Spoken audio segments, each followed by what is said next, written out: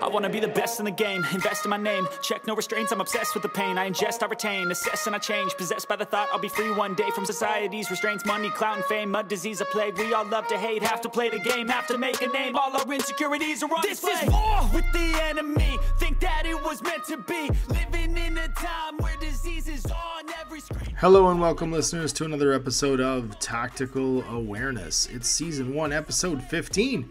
And we're finishing up another faction guide. This time it is Aleph Prime, Vanilla Aleph, combining both the Greek superheroes of the Steel Phalanx with the Wetwork Robot Assassins of the Operations Subsection. I am joined today by Owen and Dan, and we're going to talk about how all the pieces fit together in this relatively new-ish Prime faction compared to all the original 4 or 5 with Nomads, Ariadna, Pano, and Yu Ching. So let's jump in, hear how everyone's doing, and finish off this faction guide. There it is. Somebody just commented. just gonna start this with Owen complaining about the art. What happened to your face? Owen's not a big fan of recent Infinity concept art, and he keeps posting pictures of wildly different art styles. And I'm just gonna keep saying it's all just concept art. Hi everybody, welcome to Season 1, Episode 15 of Tactical Awareness. Yeah, you can tell we're late in this breakdown because we've gone off the rails. And we are going to be talking about Vanilla Aleph, but first, let's catch up with everybody. If you didn't catch last week, in the middle of last week, we put up our reaction podcast to the new Bakunin spoilers. It's not our Bakunin faction breakdown. We're going to do that when all the profiles get finished. But you got to hear me and Owen fight about profiles, and Dan try and keep the peace as the beautiful, beautiful soul that he is. But apart from that, what's everybody been doing? What have you guys been up to? I was so proud that I had painted all my stuffs, and then I went to play Star Armada, and I was like, "Where's Hector?" And I was like, "Oh, he's that black shadow in the corner. Shoot, he's not painted." Oh no, you weren't actually done. No, and I played with him unpainted. Oh, because I just Philistine. I take everything good I said about you back. Look, there was a new person, and I wanted to Hector him, and and it was Hector fun. him, damn near killed him. Well, so how'd that game go? Who'd you play? I played a local guy named Travis. He was what did he play? He played Ariadna. I can't remember what sub-faction, but it was kind of like, hey, this is my 4th game. I don't have enough models to make any fire teams, so I'm just playing semi-vanilla, but not vanilla. And it's like, cool, let's just play the game. And You salty dog. I love the fact that you're like 4.5 months into this game and you're teaching other people how to play in your home store now. That warms my heart, right down to the subcockles of my heart. It makes me proud that you've embraced this game so hard. I walked all over him with Hector, and it was really funny. And then I'm like, Hector's just gonna walk in the open now and see how long he can survive.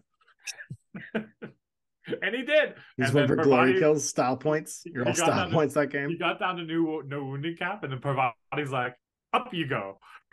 Hey, buddy, are you feeling like you need a back rub? How about a robot back rub? Get all your wounds back. It was, it's just one of those games where all of your dreams came true. It's like everything that, when you read the profiles and you're just like, this is the potential of this profile.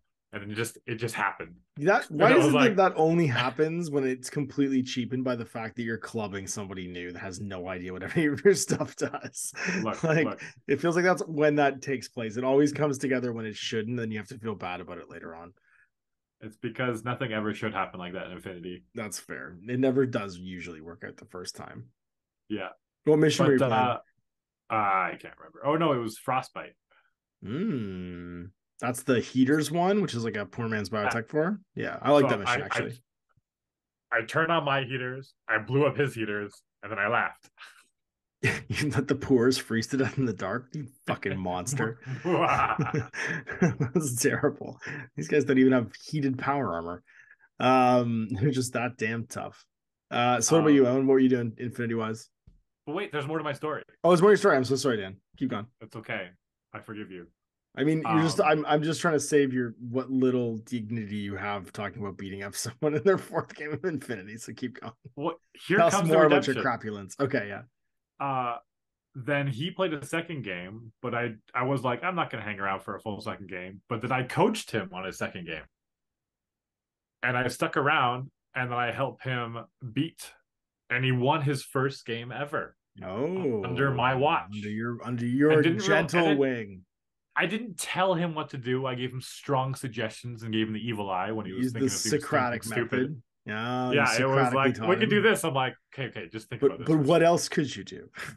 But mostly, it was the fact that he crit his opponent 5 times on his 1st turn. Just into oblivion. It was my favorite. We call that a good old-fashioned Danning. Was when his Schernbog walked the board, and then the sniper came out of hidden deployment on the opposite part of the board on this crazy little fire lane we didn't see, and he was hitting on 2s to fire back, and I was like, you could dodge on a 9, but you could shoot your AP heavy machine gun hitting on 2s. I only have one question for you. Do you feel lucky? And that inspired him, and he rolled a 2. So and that sniper never stood a chance. You gave him terrible advice that panned off or panned out, and you feel good about that. You gave him a 10%. You won the game. I never want to go into a casino with you in my entire life. You will be the end of me if you do that. Probably a wise choice. It was like a but it was great. It was a great experience. I had a lot of fun. He had a lot of fun. It was good times. It sounds like it was fun. And that's awesome. He made a friend. Friendship wins. Yeah. He's the same guy who donated his Drews to me. So cool. So that's awesome. Pay it forward, pay it back. I don't know. That's fair. Yeah, I got you. Anyways, that's the end of my stories. That's the end of this week's stories. Got it. What about you, Owen? I didn't do anything. I didn't participate in the miniature hobby in basically any way. You just lurked looking at spoilers and stuff like that. That's about it. You've been hobbying on your phone. I get that. I have those weeks. I literally almost had those weeks. I had a lot of stuff going on in my work life, and it pulled away from doing miniature stuff. That means you'll just enjoy it twice as much when you get to come back. Real life. Ugh. I know. That's the worst. Well, from my side, I got to play 2 games of Infinity, and I took like a palate cleanser from all of my ITS14 armies. I played a game with my Caledonians, who I hadn't played with in probably a year. And I played a game with my Toha, which I probably hadn't played a game with in over a year. Both were quite good. I played against Chase, and I played against his Starco, which he's working on, and I played against his Vanilla Nomads. We played supplies, and then we played unmasking, and it was just nice to play different factions. He said "fa." Oh God, he's back. Oh my gosh. He took back the host, but we still can't hear him. No, it's okay. It's just like I'm literally now having to hotspot this on my phone. So I'm doing this through my phone right now. It's just voice. It should be fine.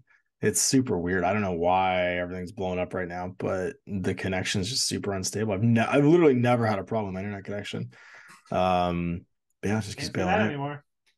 Just keeps bailing out. So what were they saying? Oh yeah, what am I doing? You were about to say what faction you'd played. Okay. So I've been playing like ITS season 14 armies, like Aleph and its various combinations for the last little while, my Nomads for the last little while. I decided I want to do something different. So I played against Chase and his Starco and Vanilla Nomads. I took my Toha and my Caledonians, which I had not taken in a long time. And it was just nice to play with like different rules. Like I need to do that every now and again. I need to stretch out and play something I haven't played in a while in order to not be bored. I think I just need to change armies. And we played supplies and unmasking, and it was just really refreshing. Playing Toha was fun. I'd played against Toha, obviously, at Winter War. I hadn't used them in a while. It really makes me want to try out Toha Light, try out the Spiral Core, and see if I can make it work. I have all the minis to play Spiral Core, and I just haven't painted them. It's making me think about my N2A armies. And then playing Caledonians is just fun, because Chase normally plays Caledonians, so I wanted to play Caledonians. I wanted to play his army against him. Those are my 2 Infinity games. And then I started looking at what I wanted to build for my Bakunin, because I have, now that I know the moderators aren't changing and the whatchamacallit, the Riot Girls and stuff like that, I have a bunch of Bakunin minis that I just never painted.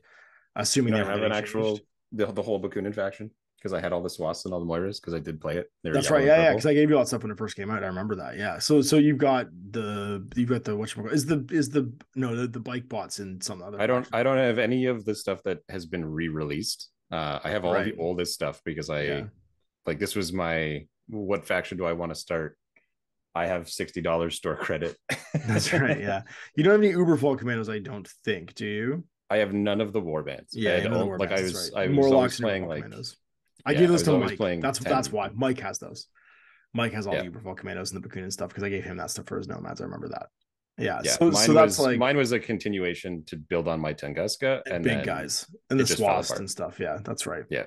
So we both have like a little leg up into Bakunin, which will be fun. So I started assembling that stuff and putting it together, because I have the starter set that comes with, I think, like 1 Morlock, 2 Moderators, a Sin Eater with an HMG, a Moira, and a Riot Girl with a multi-rifle. So I have like a good little mix to start off with, and then I have the support weapon back for the moderators. So hopefully the core link is actually in there. I'm assuming that's a typo.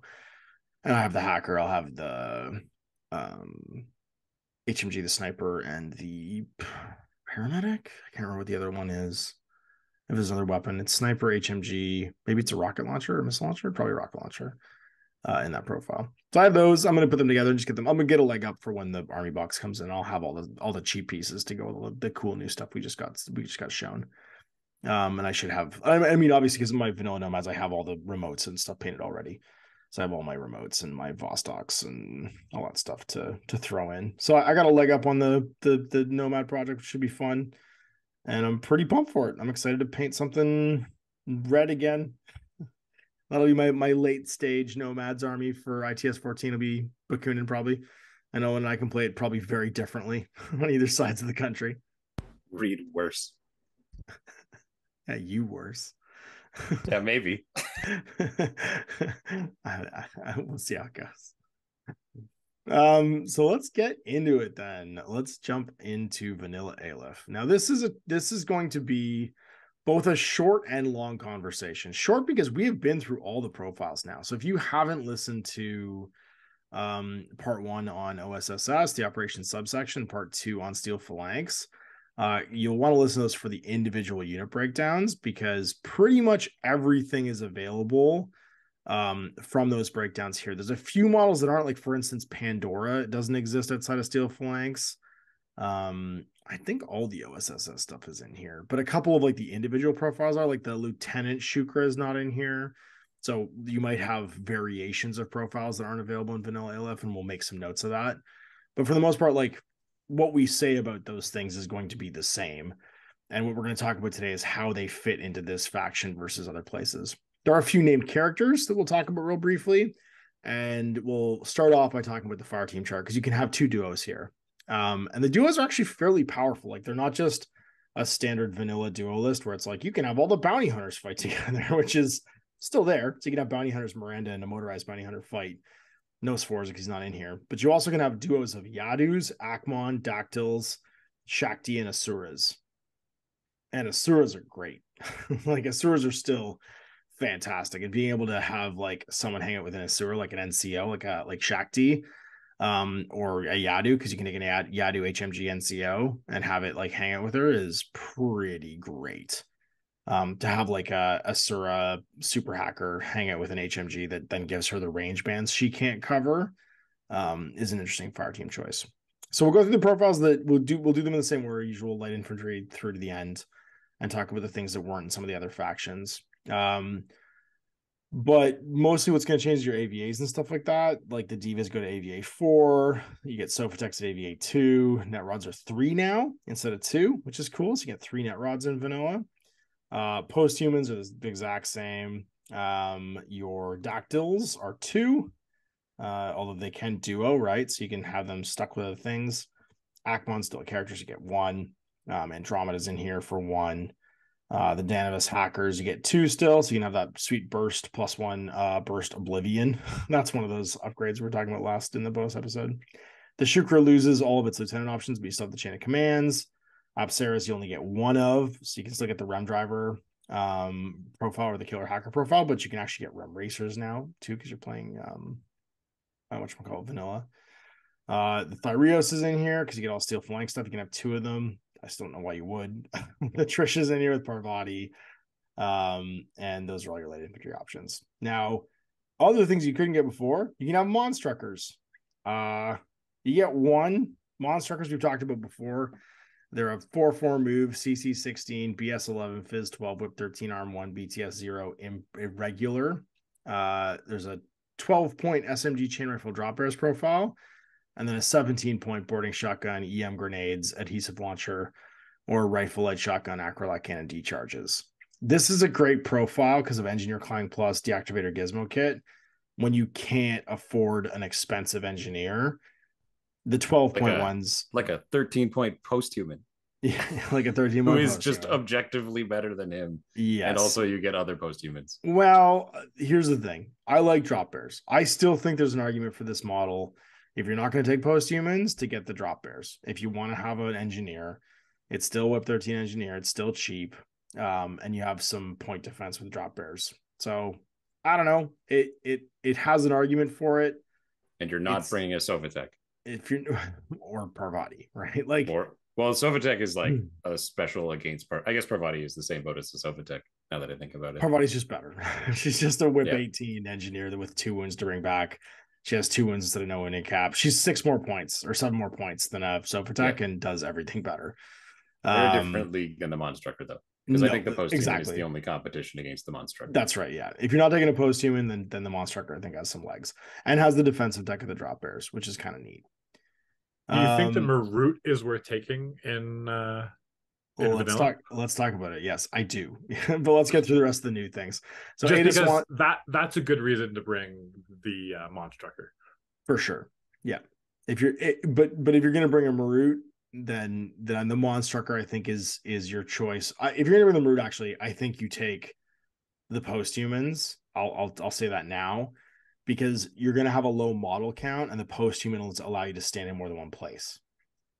So I think the post-human 13-point engineer is the one you take when you're supporting the Marut, because you want the other post-human bodies to be able to cover different positions on the board at their discount point value, right? Because you can have 3 net rods for 18 points. I agree. Which is going to give you the 3 orders that you need, plus your other stuff. So yes, when you do that build, and we could talk about that build at the end, maybe I'll make a Marut build, because it's pretty popular, and I think that's where the post-human's gonna sit in here. You get Ada, who we've talked about before, Swanson. She's the Submondo Smuggler. There's the FTO Mine Layer and regular Mine Layer, 20 to 23 points. If you get the Mine Layer that's not FTO, you get +1 burst SMG, Viral Mines, Stealth, Shazvasti, -3, 4, deployment +4. She kind of competes with other things in this faction to mine lay and to drop midfield sort of like harassment, but she's cheap enough that there's like an argument for her, I think, in vanilla Aleph. She's not a particularly inspiring piece, but at 23 points, being able to mine lay viral mines outside your deployment zone and have a burst 4 SMG at BS 12 with mimetism, it's not bad for 23 points. I think that if you're not taking a big heavy hitter like the Marut, there's maybe an argument for, if you are taking like an Achilles or Marut Aleph list, then you probably don't take Ada Swanson. But she's here and she's neat. You do take the Libertos, because an 8-point mine layer, if you're not using all your SWC, because you're probably not using, I mean, you might use all of it, even if you don't, having a submachine gun chain Colt is cool, but the mine layer for 8 points is a great midfielder. You can take Wild Bill. I still don't know why you would. We've talked about Wild Bill all through our hack stuff. Yeah. He's unlinkable here. He's 25 points with a rifle. CC 15, 6-2 move, BS 13 marksmanship, dodge +3, +1 damage, BS tech shock. It's a cool gunfighty profile. You've just got other things to do with your points in this army, and I don't see why you would take it. He exists. He does exist. Krakout Renegade, still a cool warband, regular impetuous. At I think 14 they have points, a lot though. more feet here. I think so, points? Because yeah, they're cheap. You're 2 points cheaper than a Myrmidon, but you can also have a Myrmidon for 16 points. And the difference is, do you want smoke or do you not want smoke? If you want to save 2 points and have a burst 2 chain rifle with grenades, berserk forward deployment +4, dodge +1 inch, metachemistry reroll, religious, veteran, impetuous, I think there's a reason to take 2 Krakout Renegades in this army. But it's all going to come down to, are you leaning into visor smoke shooting or not? And that's a thing that so when you take steel phalanx and you combine them with all the other stuff that's in OSSS, what you get is you get a visored smoke shooting faction. And that's, are you leaning into that or not? Because your warbands either want to support that or they don't. And the Krakout is a very cool cheap piece, but it doesn't support that because it doesn't have smoke grenades. So I think if you're going to lean into those warbands, you probably take the Myrmidons instead, because for 16 points, you get those sweet, sweet smoke grenades to shoot through with your visor pieces. If you're taking Achilles and you're not smoke shooting, I think 2 Krakouts will save you 4 points. And that's a great way to have impetuous warbands to follow up Achilles and drop grenades and chain rifles on stuff. Because metachemistry can be really important, and veteran's amazing, especially in this army, because your net rods and your Krakouts between the 2 of them will give you 5 regular orders if you go into Lost Lieutenant. Yeah, Krakouts, great. Ish. Cube Jagger. Still don't know why you take a Cube Jagger when you got a post-human. We said this before. It's a paramedic parachutist. Can cut your cube out with its monofilament close combat weapon, submachine gun, emitter, boarding shotgun. Yeah, moving on. Octavia is a great Beast Hunter proxy. Too bad you can't take Beast Hunters. Oh, wait, you can. Hooray, because it's vanilla Aleph. So use your Octavia miniature to take a Beast Hunter, probably an FTO for 9 points, because you get a Mind Layer with a heavy flamethrower and a Panzerfaust.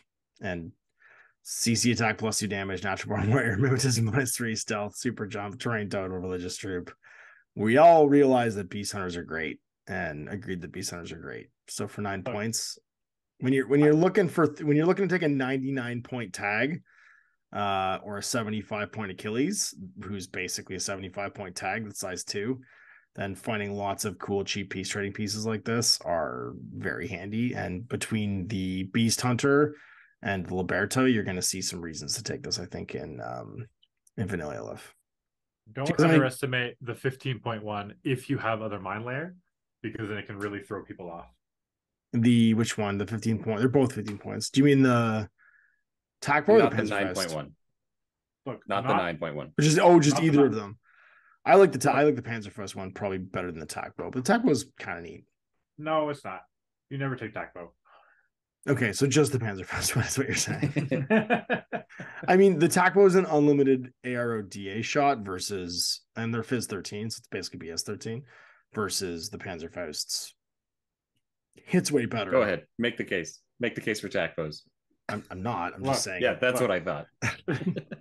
Look. Jesus, you're savages tonight. You make it look like a mime, and then Panzerfaust. That's fair. That's fair. Yeah. That's what you're saying. How's somebody walk over every time? And then you heavy flamethrow.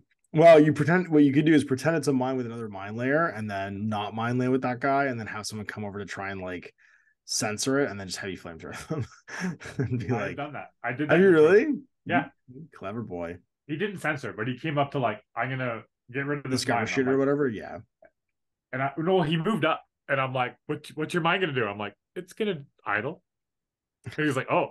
And they had to spend another order to discover me, and I'm a heavy flamethrower. And no one had any idea what the Beast Hunter was or what he was gonna do. So people don't expect it. It's great. I like the Beast Hunter a lot. It's the best use for an Octavia miniature. Because Octavia is just, I don't know why you take her. Medium infantry. Thorkides, you're going to have 3 of these. They are still great. You're going to get a 12-point Pulsar SMG. It's a great cheap line troop, although it's medium infantry. You can have Shakti, who could be your lieutenant here, both of which are Hactors. Again, marksman, you're only going to get 1. So you want that again, missile launcher. You only get 1 instead of 2. Ectremor, you're going to get 2. I still think they're great. Just that basic chain rifle one for 20 points is fantastic. Although the Killer Hacker one is also amazing because it can go into a marker state. Alki is AVA1, but you get a lieutenant and an NCO option. Thrasomedes. You can infiltrate or FTO as well, although there's no reason to because you can't actually fire T them. Tooser's still in here for 39 points, although he kind of fights Atalanta for that like MSV like gunfighter piece. I think he comes out below her, although he's cheaper and has a harder hitting gun. He's no Atalanta. And then Sila and Drakios. I think Sila kind of shines in here because she does have that great Trinity +2 damage and the Evo hacking device. So you can get your support bot and her with a Charybdis for 35 points, and you kind of cover 2 bases. You get a cool ECM hacker -3. It can fight back through its pitcher, and you can Trinity through your pitcher for a -6.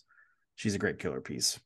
Yadus, you can have 2, which you can also duo with. Arjunas, you can also have in here with your Karan bots.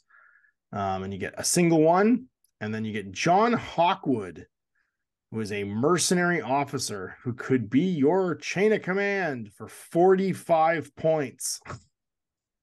So pricey. He's so Look, he's pricey. Agatha. He's basically Agatha, yeah, but he's got no wounding cap. Yeah, and you still won't take him. He's moved 4/4, CC21. I mean, he's got a K1 marksman rifle or a Red Fury. Like, he's pretty upgunned. Martial arts 1, courage, immunity, shock, mimetism -3, no wounding cap in total terrain. He's armed 3, BTS 6 with 1 wound, BS 13. He gunfights harder than Agatha does. Let's be honest. For 41 points. He's got a nanopulsar. But not as hard as a Rude Wrist does. A monofilamental close combo weapon. Red Fury, nanopulsar +1 burst. We do like the Rudra, which we'll talk about in a minute. There's the Maki, which you can have 2 of for that MSV1 and shock marksman rifle. These are nice, cheap mid-range gunfighters, but they don't link or anything like that. So they're going to be going alone in this. Yep. Makis have to walk and stand on their own. And then heavy infantry, you get all your post demons, you get the Asuras, who we've talked about before, your great lieutenant option potentially with +1 order if you're not going to take a fighting lieutenant that's not hacking. And you can duo the Asura as well. So if you want to take it with a Dactyl for a doctor, you want to take it with Shakti for NCO or a Yadu NCO, there's, I think, a lot of legs there to have like an efficient moving piece because you can be 2 lieutenant orders and the NCO HMG could be pulling you around and gunfighting at the same time. So I think there's a real like interplay between the Yadu and Akron can steal an extra attack aware too. If you want to just give a leap shot for the Asura and then switch it and break the duo after that. Yep. Akmon, I think Akmon actually I think he actually has more legs in this faction than he does in Steel Phalanx because that. There's a purpose for an engineer. Yeah. Yeah, absolutely. And he's got a cool fighting profile. Yeah. Comparatively speaking, and he's not that expensive. I think, let's see again. Akmon is 31. Yeah, but a Panzerfaust is cool, and the fact he's that got the 2 wounds as a light infantry, which is great. Yeah, which makes him unhackable but still light. Yeah. Also, in that, sorry, go ahead. I was just saying, and durable. Yeah, and durable. Unlinked Ajax, right? Because you can't actually link him, so you're gonna probably take that 4 deployment +8 option for 46 points, maybe, or save the points and take the FPO or FTO. Achilles is in here in his tag form, which is the 6/4 mimetism -6 Spitfire Pulsar version. And you can just take him as your fighting lieutenant too if you want. Corinthian armor version's in here too. Hector can be your lieutenant with +1 order. So if you want to take another extra order lieutenant, you could take Hector instead of taking the Asura and have a heavy infantry with Strategos, which means that you don't need the NCO either, right? So like you're spending the same points for lieutenant +1 order Spitfire as you paying for that hacker Asura at 67 points, and you're getting those lieutenant orders as regular orders if you want. And then Hoplite's in here too. We talked all about the Hoplite, get the engineer specials profile with the multi-rifle, the HMG, the Red Fury, and you can take the HMG as a lieutenant too. So if you want to turn 3, stand up and fight lieutenant, the Hoplite's not bad. I wish they could duo. I wish they had gotten in that list. Yeah, me too. I wish the Hoplite was this guy could team up with an Asura and like he goes with her. It's funny, he's so recent. I feel like they added him to vanilla, but they didn't actually relook at the fire team chart. because none of the new stuff went in, right? All of the stuff in the Fireteam trade is just the current range stuff. None of the new profiles went in at all when they redid Steel Phalanx. Yep. And then last but not least, you have access to AVA2 Diggers, and they are great for 14 points. You get a full power or battle ravage state troop. They're like in like exosuits, kind of like Day After Tomorrow style exosuits. CC 21, BS 11, Fizz 13, Whip 12, Arm 3, BTS 0 with 1 wound. And they've got CC attack +1 damage, booty, courage, dodge +1 inch, natural born warrior, immune shock, transmutation, and impetuous.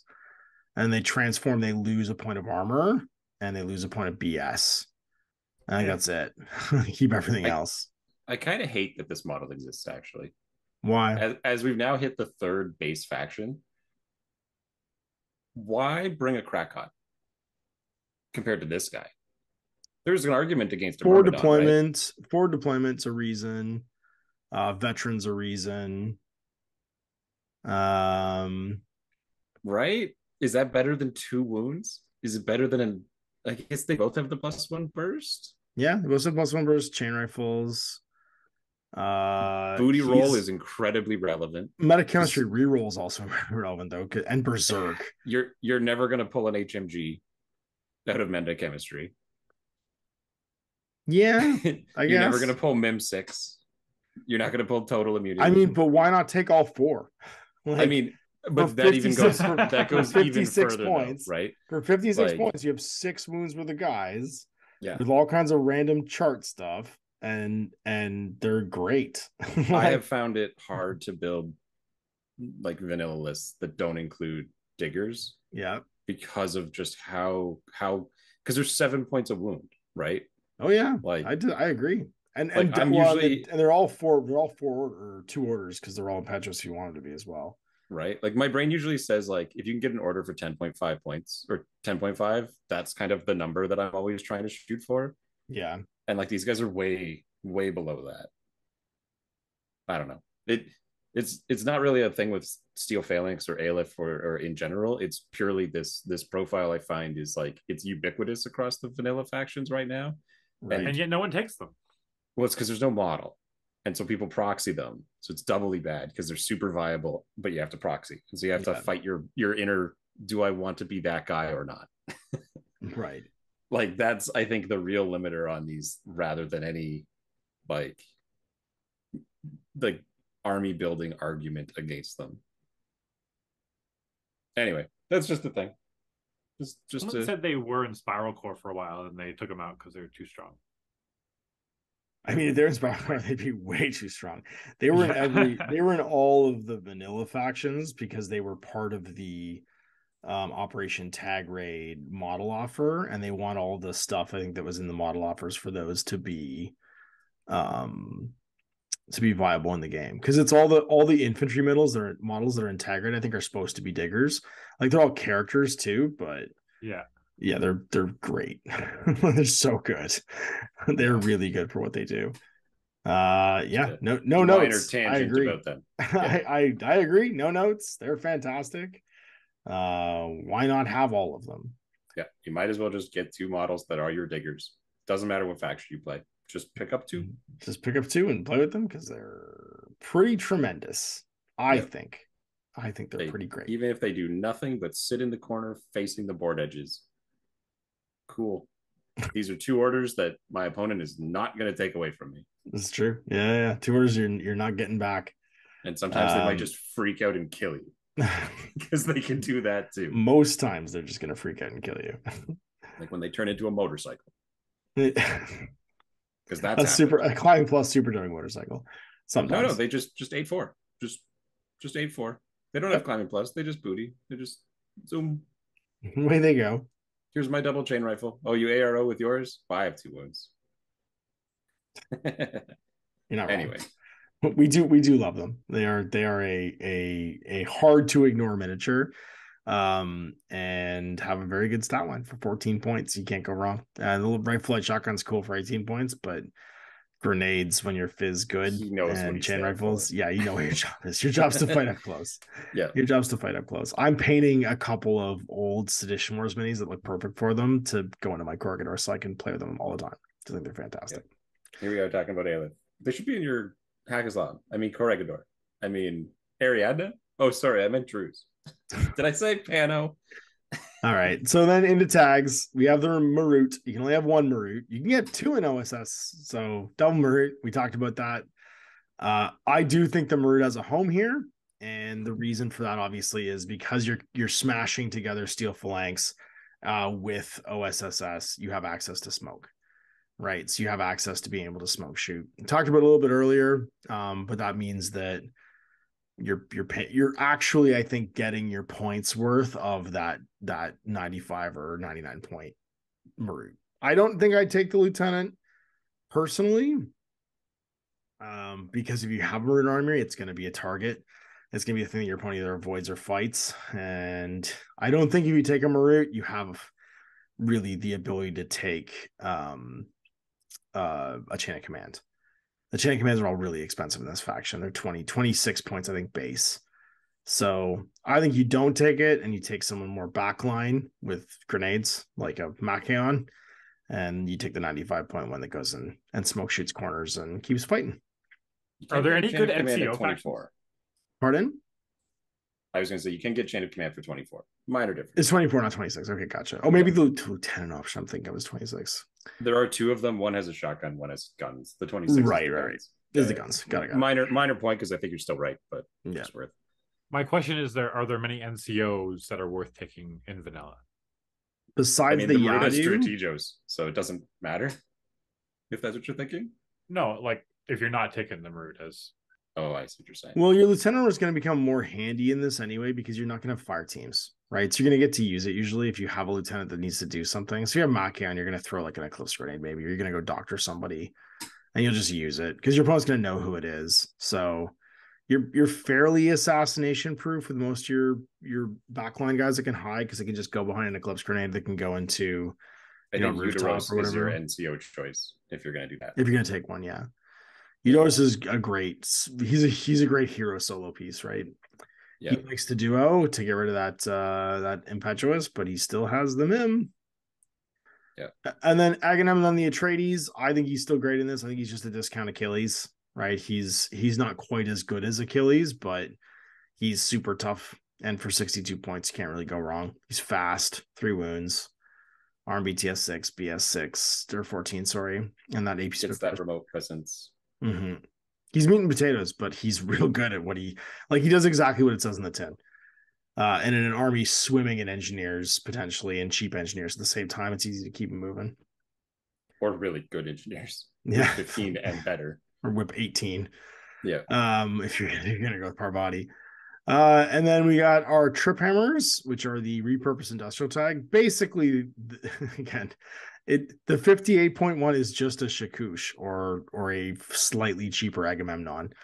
They're AVA 1, BS 13, Fizz 17, which I think is hilarious. They're size 7, not a size 6. The Shakush wishes he could be a trip hammer. A 58 point size 7 is pretty cool. Arm 7, yeah. BTS 3. BTS is pretty low, but only whip 12. And then they've got all their CC attacks are automatically anti-material, which I think is neat. BS attack +1 damage. They have booty, which can be really interesting because they can end up with very strange weapons. Like total immunity.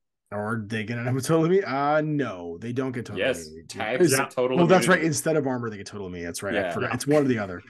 Yeah, you're right. Or and they get Mim 6.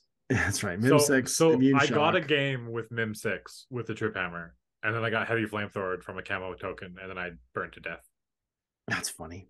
They do transmute though when they take 2 structure, and then they go down to they lose their anti-material CC. They just have BS attack +1 damage, dodge Fizz 9, Gizmo hit Fizz 9, shock immune, and attack aware. They lose their whatever they had from booty, they would still have. They'd already have. Yeah. It would have gone they lose already. 2 points of CC, 1 point of BS, 3 points of Fizz, 3 points of armor, which is huge. Yeah, they're dragging a knee for sure. Like they're just basically like they're Terminator 2 T100ing or T80 or T1. What is it? The one that's dragging its leg. And they go from move 6-4 to move 4-4. They're just cheap. They're literally chopping along, but they're super cheap. Yeah, they're 58 points for the AP Spitfire heavy flamethrower, or 57 with the +1 burst chain colt. And then 63 for the heavy shotgun Mark 12 and 52 for the heavy shotgun Flammen Spear +1 burst and Panzerfaust +1 burst. which is a neat profile because it's all disposable weapons with a heavy shotgun. I actually kind of like that heavy shotgun version because it's so cheap. You just bring him as a heavy infantry, right? And well, he's an enormous heavy infantry that can like hurdle containers and go fight at AVA1. Again, I don't think you take him in vanilla Aleph. Because for 52 points, there's like a plethora of named Greeks who just fight better than this guy. You're right. for like a variety of reasons. But he's a neat profile, and we hadn't gone through him yet, so I think he's worth talking about.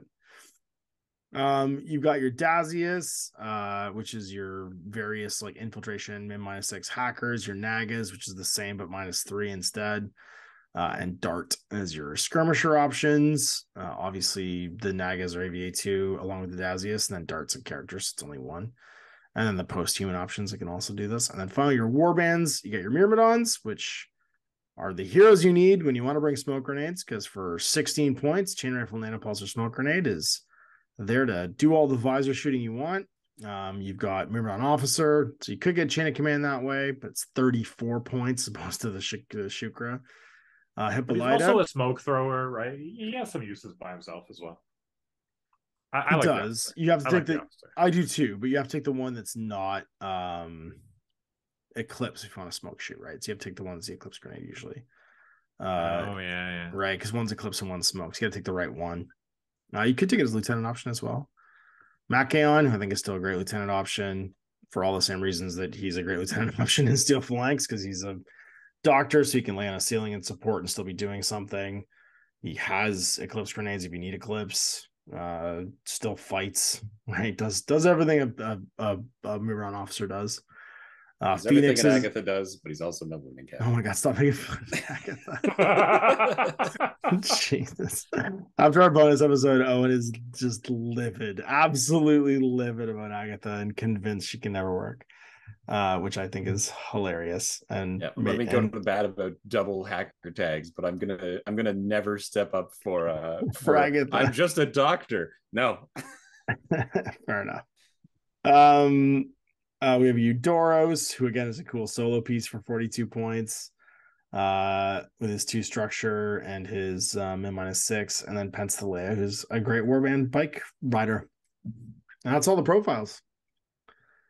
And again, because like it's hard to like, we don't need to go through all these again because we've just gone through them all for the last 2 episodes, and it's really just there's so many characters that most things are AVA1, right? Like the officer, like this warband list, everything's AVA1 except the Myrmidons, who are AVA5. All the skirmishers are AVA2 except Dart, who's AVA1. Everyone's basically just like or the posthumous, you can only have one of each anyway, so like it's really like a simple sort of like math here.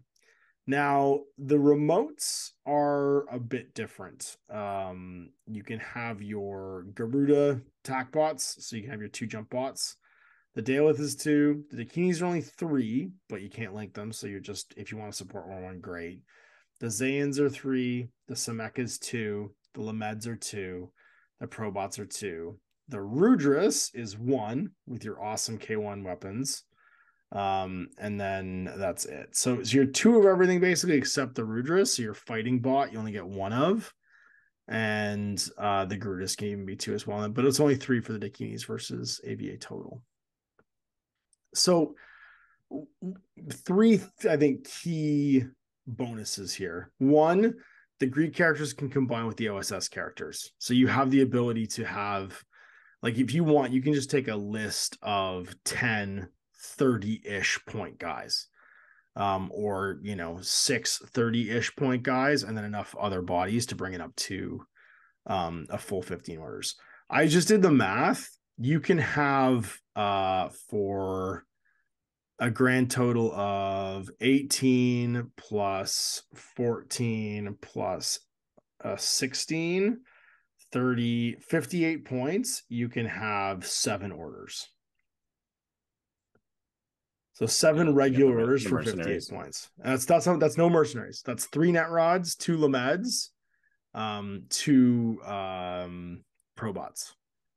right? That's 7 regular orders for 58 points. So if you want to get your other 8 orders into 242 points, you can have a lot of heavy hitters. You can have 8 models at an average of, geez, what is it? And there's still some cheaper profiles, right? Because you can start throwing in mercenaries, points, right? You get 8 regular orders and 4 irregulars with the double probe. Oh, sorry, I do have my net rods I could add too. There we go. 98 points, 10 order group. crack cut, digger, probot, lamed, net rod. You have 200 points to bring in 5 models. Go crazy.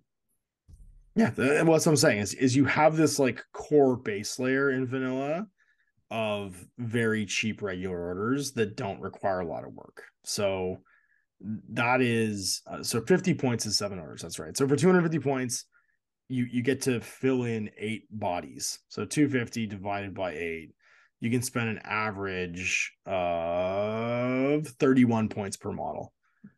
And that's a lot of, like, you can push that up and down into a lot of named characters and a lot of fighty stuff. And if you want to go big and take something like Achilles, or you want to take something like the Marut, you absolutely can.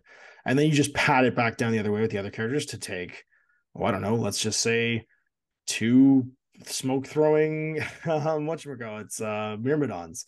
And all of a sudden you have like a really affordable base layer of regular orders that have a lot of efficient uses. Like, for instance, all 3 of those net rods are veteran. So even if you go into a Lost Lieutenant turn, you have 3 veteran regular orders. If you want to throw in Krakats on top of that to save you 17 points per model to take bigger hitting pieces, you've got 2 more veteran orders. So then you can take a fighting lieutenant, and on your Loss of Lieutenant turn when it dies, have 5 regular orders still, right? Like, that's not a bad Lost Lieutenant turn. You can build an army where your lieutenant's just going to go ham and still have a pretty decent Lost Lieutenant turn order pool if you haven't lost any of those guys, because you've probably done so much damage with whatever your crazy fighting lieutenant is that you're not down that much. So that's I think the first key element of Aleph is you can comfortably get to 7 orders for 50 points and 7 bodies. Did you have anything you want to say about that, Owen? Like, does that seem like one of the like core strengths of this faction? I honestly have like a hot take perspective on vanilla Aleph, in that you play this smoke MSV or you play a sectorial. I don't know how you play this faction that it doesn't just get completely overwhelmed with mercenaries. And I find it really, like, I've sat here and tried to build vanilla Aleph lists, and anytime I drift away from like either the Asura with smoke or the Marut with smoke, it slowly just morphs into a Steel Phalanx list or mercenaries. And then it's like, why don't I just play Steel Phalanx? Or why don't I just play the hacking game that you can do with OSS? So like, you're completely right. You can definitely get a whole bunch of cheap orders, and then you use those to fuel like go crazy and bring a Marut and Achilles, because it's funny. Like, I think that's something that you could do and still have 15 orders. And then you have 2 models, and then when they die, you lose. See, but, I look at it as you can have 2 big order pools, both fueling 2 like crazy hitting pieces, right? So like, if you want, that core of orders can be used to fuel an Asura NCO Yadu team on one side and Achilles on the other side. And you've got 15 orders like 7 and 8 where that stuff's running across the board, and you're just like, you're running over things, those two little like groups. And you've still got tons of like backfield stuff like killer hackers. You got pitchers you can throw. You have tons of like available repeaters and stuff too. So I'm kind of looking at it as, oh, there's this like ability to mix and match kind of the best of both worlds and have a couple of really small, powerful tactical teams that can go forward and cause a lot of trouble. And be all regular everywhere, or have so many like Strategos regular orders that I'm mixing and matching things I couldn't normally mix and match. And in particular, it's the visors and smoke, right? Like an MSV3 visor, and then let's say a MSV2 visor. Both those things together are great. You don't get access to some of the MSVs you normally get access to. Like, for instance, I don't think you get Atalanta in here. You get Atalanta. Do you? I don't think you do. She's light infantry, I believe. Yeah, I don't think she's in here. I think she's just steel flanks. No, maybe you don't. No, you do. There she is. I do? Oh, she. Yeah, medium infantry, actually. Oh, she's medium. That's why I didn't see her. She's NCO, but not NCO. Oh, that's right. She's a Gemma's NCO. That's right.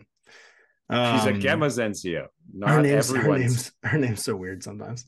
Yeah. So like you can have like a mix and match of that stuff, right? Where your smoke isn't just on top of Atalanta, it's on top of something like Asura. That Asura can have that like double lieutenant order powered big HMG. Like there's I think leaning into that is the strength of it. Like if your hot take is why not just play a sectorial? What I'm saying, you do the smoke MSV 100%. The Marut, the Asura, 100%. That is the reason you're going to do this. But if you're going to try and build a list that doesn't lean on that, play the sectorials. That's what I was trying to say. Because I think that they are the power of this vanilla faction, which is weird, but that's my perspective. I would disagree. I would say that that's I think fair. the power of the vanilla faction is your ability to mix and match those things you can't normally mix and match. And I think there's enough value in being able to take powerful hacking nets and powerful hacking pieces, and visors while still getting smoke is the thing that you leverage in here, and a huge spread of core cheap regular orders, which you can't normally get elsewhere. Now, if the Marut was a hacker, I'd say take the Marut. I think the Marut whoa. But hacking's a negative. It is negative. It is negative.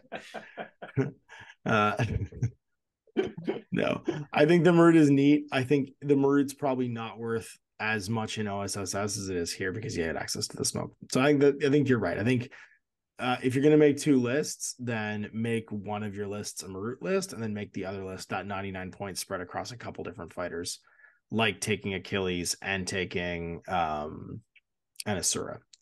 Because I think both those things together, you can have the Asura with the NCO HMG Yadu can cover like every range band and get everywhere and do a whole bunch of work.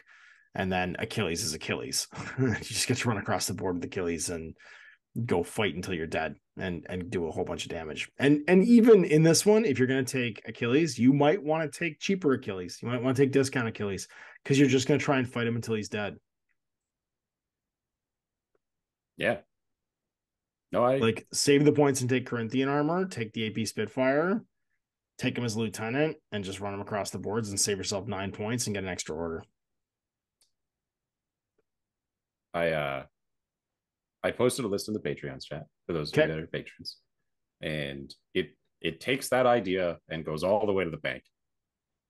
How far to the bank? It is Achilles and a Marut.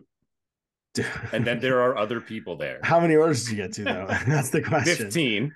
You got not 15? Including Nice. lieutenant orders. Nice. There you go. Not including impetuous and not including irregular. I like that. That's awesome. So if you can get to 15 that way, I think that is a worthwhile endeavor. Krakot, Probot, Lemed, Digger, Achilles. And then the other group is Digger, Netrod, Myrmidon, Beast Hunter, Marut.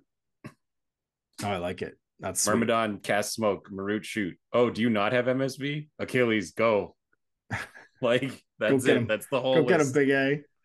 Yep. That's neat. That's a neat list. So my list is similar to that. I have a similar like core of models. I'm just tightening up. I gotta grab the Yadu. Because I do think you're completely right about the Zerg of cheap units to fill out your orders to be able to afford the mega hitters that exist in this faction. Like 100%. It's just for me, I'm like, half of my models are mercs. and I'm like, that's gross. I don't want to do that. Why does that feel gross? Like, why does that bother you? Why does that bother you? Is it like an ethical thing that you don't think that's okay? Like, what is the problem with having all these mercenaries to you? I don't see any problem with it. Like, and also I don't have any mercenaries so far in mind, but like, where are you? Why do you object to that? I guess is what I'm asking. I guess it's just like, it doesn't feel like Aleph. It's like tag with MSV and big heavy hitting piece with a bunch of mercenaries and cheap bots. I don't need to play this as an Aleph list. In what way is this an Aleph list? It has smoke and an MSV tag. If it has, there's two other factions that have that. I know, but what I'm saying is, if it like, does yours have an Asura, Yadu, and Ajax in it? Because mine also has Ajax in it. Sure. I went all the way. I don't know. I could break Achilles into a bunch of different stuff. Like, absolutely. It's just that's my thing with the mercenaries. I don't like it because I see them in every vanilla faction, is what I was saying, and it's because they're so powerful. It's the war machine issue with mercenaries. That's what I'm feeling. It's the how many games do you play? Like, if you have the ability to bring Alexia, do you? Yes. Can you bring diggers? Do you bring them? Yeah. Like, you got to make a hard case to get away from bringing the diggers in your vanilla factions. Right. So there was 5 in Colder Than Carbonite. There was 5 vanilla O12s. No one brought diggers that I'm aware of. And there was a bunch of other vanilla factions, and I didn't see diggers anyway. Well, this is where I go, is the model the problem? Also people don't use the model because it doesn't exist yet, I think, is another thing there.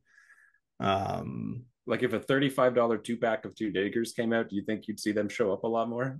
Yes. I think you would. Well, so mine is group 1 is 6 orders, and it's an Asura hacker with Trinity, Yadu NCO, Netrod, Lamed, Krakot. And then in group 2, Ajax FTO, Apsaris Killer Hacker, Probot, Netrod, Lamed, Achilles Lieutenant, version 2, the AB Spitfire, Liberto, and a Mine Layer. So both of them have 6 regular orders in them. Achilles Lieutenant, so he can grab that extra lieutenant or give it to the Yadu if he wants to. You're spread across 2 teams. You've got midfielders, you've got great like killer hacking potential, and then of course hacking it across all of these like different repeaters that you have with the Lameds, and then 1 Probot. You've got mine layers on the Beast Hunter and Libertos, so you can drop down some AP mines and shock mines, and you've got like 4 really super hard fighting pieces. The one thing I forgot to take is that Krakot Renegade should actually be a Myrmidon. One comment, though, about the O12 in particular not bringing diggers. O12 is unique in having the cheapest line trooper hacker, who is cheaper than a digger. Yeah, it's pretty good. No other faction has a cheaper line trooper hacker. No, absolutely not. Yeah. And also, I mean, it's the Spitfire discount, which is amazing. Like, I love that guy. I don't know what else you can say about the I don't know what else you can say about that whatchamacallit, about the Kappas? The Kappa hacker. It's pretty amazing. Yeah. And I think that would be my reason why you combine with the lack of owning the models. But I think it's because the other vanilla factions didn't have them either. There weren't a lot of other vanilla factions. Right, but the other, and that's where I think the model, and also there aren't very many other vanilla factions. But it is just purely a personal thing. It's my looking at it from like Mark II War Machine eyes. Oops, all Alexies. Everyone is Lexi. The new hot the mercenary or like whatever character, it was just like in every list. It was like this one came out and it was just in every list. And it was a ubiquitous like ad. Yeah, that sucks. Yeah, but here's the thing though, is that like is vanilla play that much? It feels like most people play sectorials. I don't know, like stat wise, but just what I've seen. I don't know. Yeah. I feel like the comment about vanilla factions is a lot like what we said with hack, where you get to mix the best of both worlds. Aleph, relatively speaking, to Yuching, Pano, Hak Islam, and Nomads, is a fairly young faction. So when that presents itself more, the older a faction is. where you get to cherry pick the best of stuff and smash it together. So when you're talking about Aleph, I think what they do is they form basically a fairly light version of what vanilla combined army can do, where you can start mixing warbands, skirmishers, smoke, MSV, hackers, heavy infantry, and tags together, but they're younger than combined army is. And I think combined army does it better overall, not because of any individual profile that stands out, but because they have way more options. They have a depth to their profile selection. So I think that Owen's overall assessment is pretty accurate. You can take a couple of neat combos. Yeah, but there's not a variety of cool things you can do the way there is maybe in vanilla Haqqislam or in combined army. I think it's the lack of sub 20 point weirdos. Like, no, there's not really a lack of that here, man. Like, there kind of is actually that aren't mercenaries. Sure. So I mean, for 50 points, you're getting 7 armors with just regular dudes, right? Right, like, but those are all nobodies. Like net rods are half of them. That's true. And they're not doing anything. Net rods, you're right. Net rods, probots, and like you're correct. They're not actively doing anything. Everybody can do anything except for the net rods. You're right. They're no what's the Yuchin guy that explodes? They're no Ghazi. They're no Gaki. They're no Ariadne irregular. I know, right? Like that's what I'm trying to say is like the things that you'd like pull from the other factions. Aleph is like they were all 30 points.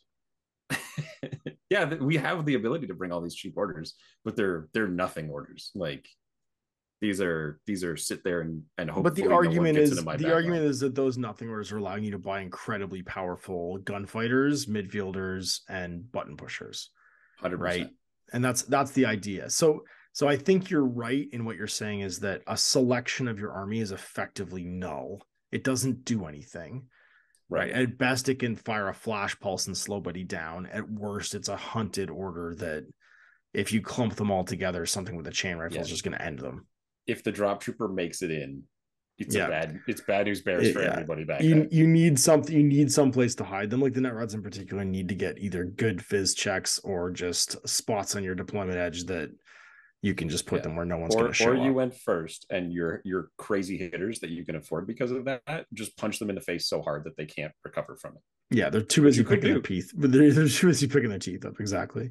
Yeah. And between like with my list, between a Asura, a Ajax, and a bunch of like cheap spam that I'm throwing in here, like the Myrmidons and stuff, there's a very good chance that you're going to get to do that.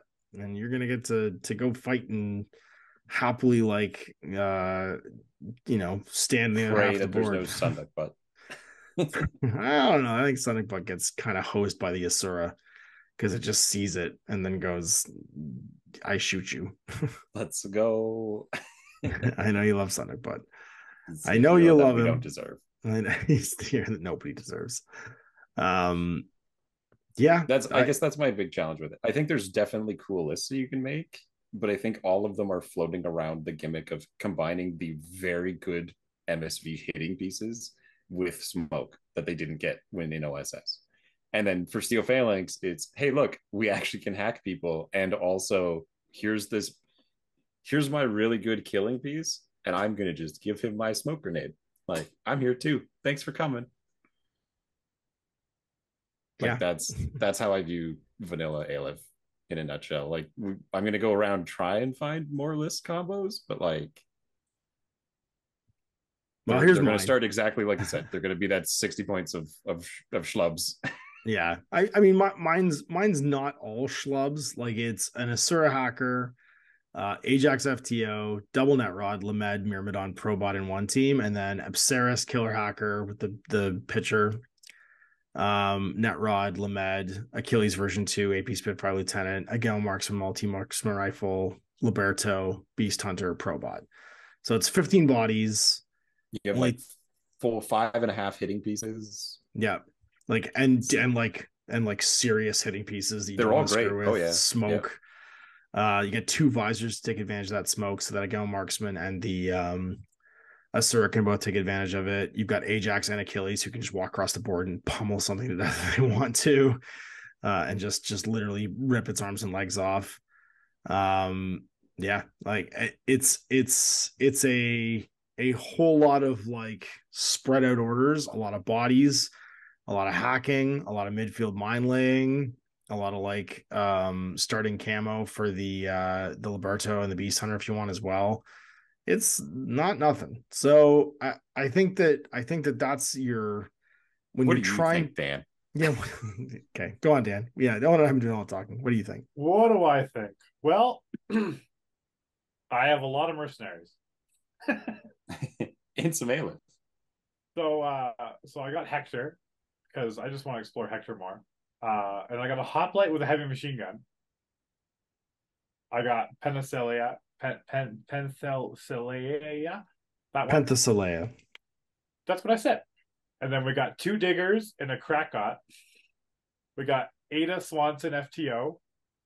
We got 2 net rods and then a Beast Hunter. The 15 point tactical bow. Change that to a Panzerfaust.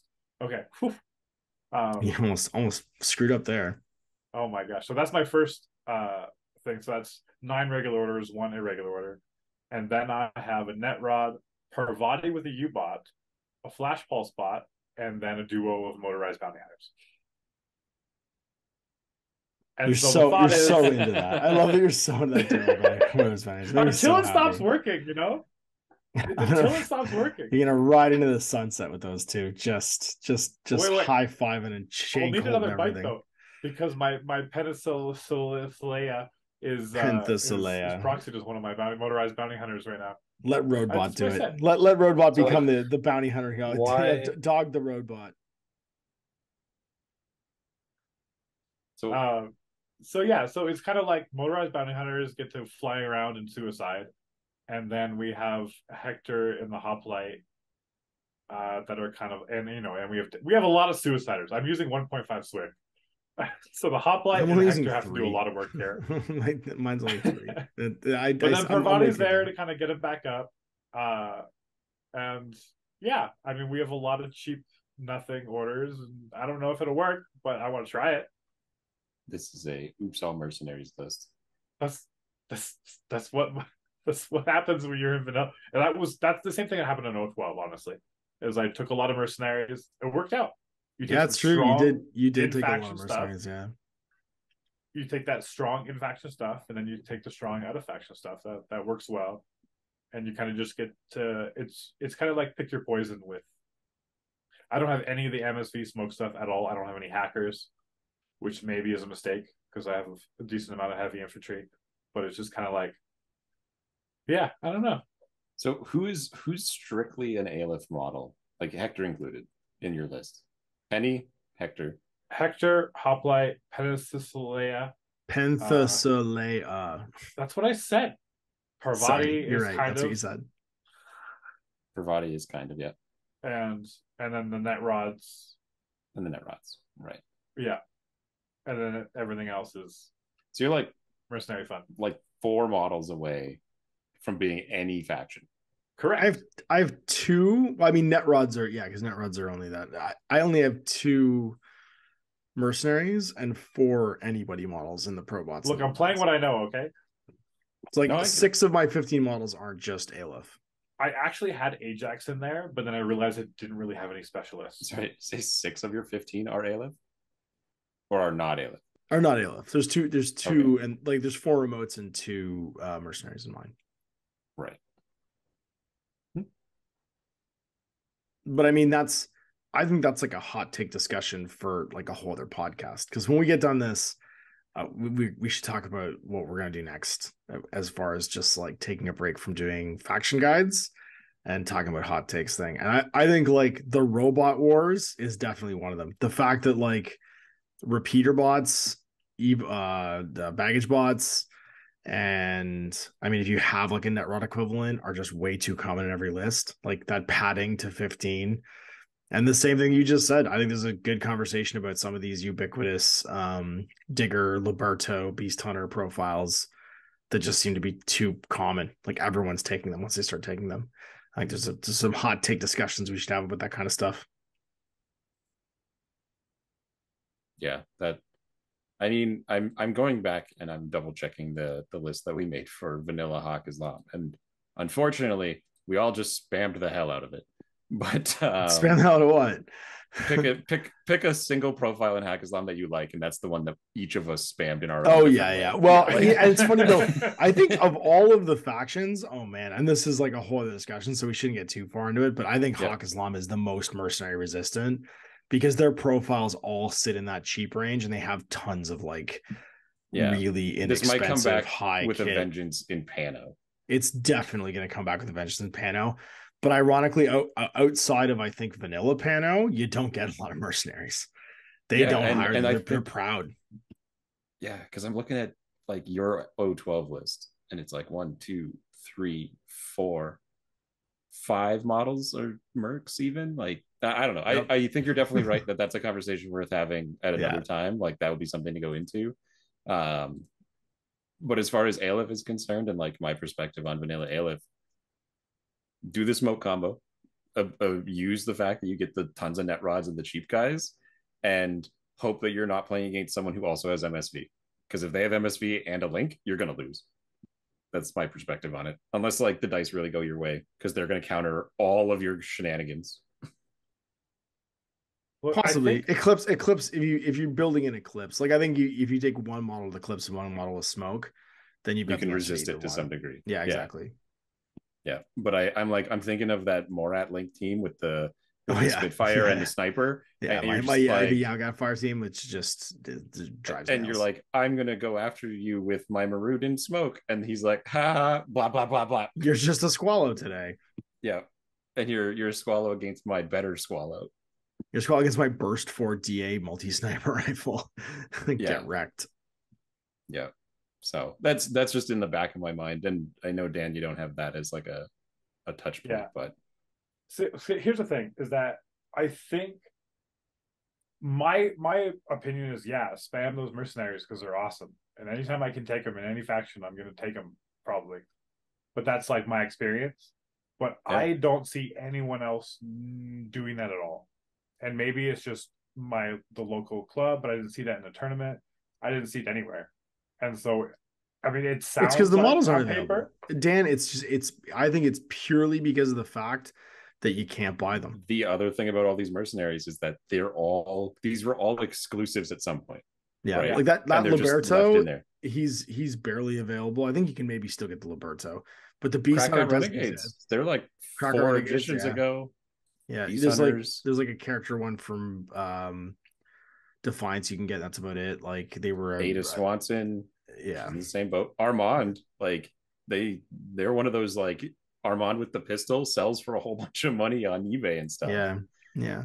So I think part of it, Dan, is that and like we just talked about, like diggers don't exist, like Trip Hammer doesn't exist. Like there's a bunch of models that aren't out or hard to acquire or whatever, and you don't dig. Like here's the thing, and this is just I think a mental thing. You don't dig into profiles you don't see on the shelf. So if you're new to this game or you're just kind of skimming it, you're casual and you're looking at your stuff, you're not looking at the army list profiles that you don't think you can own, right? Like we're a weird bunch of fellas because we've been playing this game for so long. And Owen and I are the guys looking in the dusty corners of like Infinity Army to try and find the edge over each other, because that's what we do. And so we're kicking over the rocks of what you probably can't find in the local game store. And we've got you doing that. So I think that's why you don't necessarily see people at the local game shop doing it. Because for the most people who are just like playing Infinity, their like collection stops at their collection, and they're not necessarily playing profiles that they don't. And our local meta, like at the hobby shop, nobody plays vanilla. There's another guy who plays O12. Everyone else is playing sectorials. So like you're not going to hit that wall. And then the only person who does play like vanilla lists is usually me, and I'm also playing Hawk Islam, which is like, as we briefly stated, that they have enough going on. They don't really care if you're like, I can get a 9-point motorcycle. Oh yeah, I could get a 6-point motorcycle. Like, that's what you're doing there. And because there's such a venerable faction, they have a million options to play. So it's hard to get bored playing vanilla Hawk Islam. Not to say that I think vanilla Aleph's bad, because I think vanilla Aleph's incredibly powerful, and I think that we shouldn't undersell that fact, because to say that like the Sura, Ajax, Achilles, the Marut aren't like incredibly mechanically powerful pieces Who paired now with their powers advantages. combined make them even stronger than they were when they were separate, like 100%. And I think I tried to say that at the beginning. And the only downfall is it telegraphs, right? Because like Owen's saying, there's only so many ways to pair these things up because they're all kind of obvious the way they pair up. It's less subtle than a faction, probably like Combined Army or Hakislam, where there's multiple different pairings that could make your opponent go, "Oh, I didn't see that coming." In this one, it's, "Hey, there's guys that have smoke grenades. Oh, we can put them with the guys who see through smoke grenades now." I do think they do have a very, like, they don't have a very good absorption, like if they're going second, especially if the opponent has MSV. Because like a lot of their shticks depend on the fact that you don't have MSV. But like if you have an MSV hunting link team, you don't have very many speed bumps that you're going to throw in front of that. Well, I think if you're playing vanilla Aleph, you take two lists. You take a list where you want to go first and a list where you want to go second. And then if you win the roll, you pick deployment to make your opponent decide to go first. If you're picking that second list where you want to go second, right? And I think in the go second list, you do something like where you actually spread your points out and you don't take an Achilles, you don't take a Marut, and you take like Akmon, the double Zaons, right? Like Atalanta, like just go crazy and be like, everybody's 30 to 40 points, exactly. And you just go like, I've got a missile bot, I've got an extant hacking net already out here, I've got a ton of repeaters, I got hacking device plus, so I can throw out mirror balls all over the place. You know what I mean? Like that might actually be a are you playing Ariadna or not? Yeah. Like, are you going to have MSV too? Probably not. I will play kill you list. If you are, I probably need to be wary of losing the roll. Or it's just I want to go second, right? It's not uplink center. What's it called? It's friggin' power back. Yeah. It's one of those missions, right, where you want to be at the end, you want to be contesting something, standing next to something, however that looks. And so you just take a wide as opposed to a deep hitting piece gunfighter button pusher profile, and all of your like. You start with that core 50 points of 7 orders, and then you've got 8 guys who can all fight independently, push buttons, do you know what I mean? Like it's Atalanta, Eudoros, Machaon, everybody's in that same weight class basically, and they're all just looking at each other going like, all right, whose turn is it? Like who needs to go in? Who's got the tools for this job? Off we go. Right. And Ajax just kicking indoors behind everybody else being like, off I go, killing again. Followed by insert smoke, insert eclipse, insert whatever. So and then you don't have to take those couple of mercenaries because everybody's just a superhuman from the superhuman program of El host bodies. And I think that ties this up. I think we're done talking about Aleph because I think we basically all agree. This is fun because we've actually agreed with each other at the end of all of this, and we're all the best of friends, and we've all agreed that we have different things to talk about now. Because I think having done this now, having gone through 3 factions, all their sectorials and their vanilla list, we've seen a bunch of commonality shake out. And I think that would be a couple interesting episodes to do, where we just talk about new releases. We'll cover Bakunin when it finally comes out too, right? Because that's a whole new faction. That's just gonna be fun for us to break down because we don't know anything about it. We haven't played with it yet. And I'm gonna make the effort to try and get games in with that as soon as it's available in Army. Me too. Like as soon as I can get the full rules, I'm gonna try and I'll make Dan come over and we'll play games. And we'll have like a post gaming like breakdown of it too. I'm gonna do the same thing because I'm gonna start painting all the stuff I already have, so that when the action pack comes in, I can just like throw down and start playing with Jordan and Chase and get some games. 2 stigmatas ready to go. That's the Shakusha's greatest proxy. The Shakusha's greatest proxy. And then just be like, all the Shakushas are now just stigmatas. Yeah. It's got its super machete. We'll take a break and we'll do some fun stuff. Maybe we'll do some listener questions. Come Spring Offensive, we're going to do a live podcast taping, which will be really fun. I've got all the gear together to do that, and Owen's coming down for Spring Offensive, so we're going to do a Owen and I sit behind, and we'll have someone out in the crowd with a microphone doing questions. So we'll have some like listener participation, which I think will be fun, and we'll do that after the event, so Owen can gloat about how his Bakunin army dominated and reigned supreme. I can justify the existence of the stigmata. Yeah. That's right. You can win. I'll publicly apologize. If you manage to make the segment out of work, I'll publicly apologize. I will bribe all of my opponents and make it work. I will prostrate myself and tell you you're the best and you're the smartest, you're the prettiest, and everyone likes you the most. Weighted dice. That's right, weighted dice. They only roll 10s. It's just all the time 10s. You only crit on 10s. No crits. Don't want to get not too obvious. I can lose 5% of the time, but all crit, all 10s. But all 10s.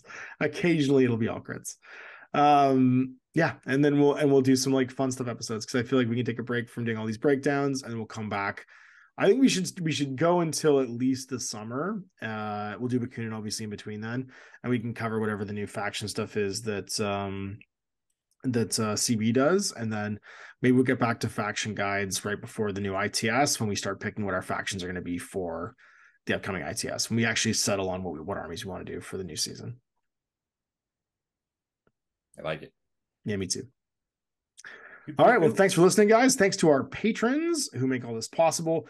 You too can become a Patreon and get access to all these podcasts 5 days early. We also do some We Just Playeds and exclusive podcasts that are behind the paywall every now and again. I did one just recently with Chase, who's one of our patrons, talking about the art reveals for Bakunin. And of course, you get a discounted rate going to the Tactical Awareness tournaments too. And other than that, thanks to Owen and Dan for doing this last breakdown with me, and for you guys for listening. Night, guys. We'll do this again next week. Bye.